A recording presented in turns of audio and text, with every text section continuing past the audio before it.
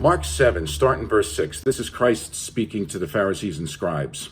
He answered and said unto them, Well hath Isaiah prophesied of you hypocrites, as it is written, This people honors me with their lips, but their heart is far from me.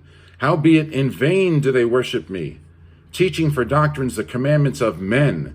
For laying aside the commandment of God, you hold the tradition of men, as the washing of pots and cups, and many other such like things you do. And he said unto them, Full well you reject the commandment of God, that you may keep your own tradition. And then he says, For Moses said, Honor thy father and thy mother. In other words, he's citing one of the 10 commandments. And then Christ shows how they blow it off to keep their own tradition. So we see that Christ criticized the Pharisees not for keeping the commandments of God, but for ignoring them and keeping their own tradition. You know, most people that claim to follow Christ in this country keep a day of worship not commanded in this book that originated with heathenism. They keep holidays yearly that have no origins in this book, but have clear origins in solstice celebration, in fertility goddess celebrations.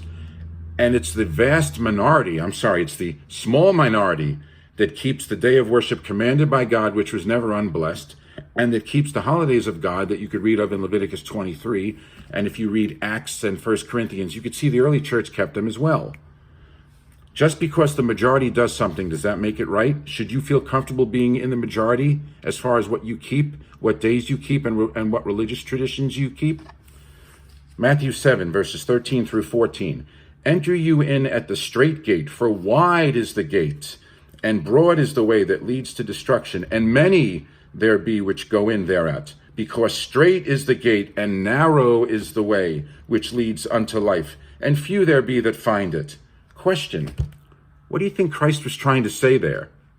Have a blessed, joyous Sabbath, everyone. Peace all. Bye-bye.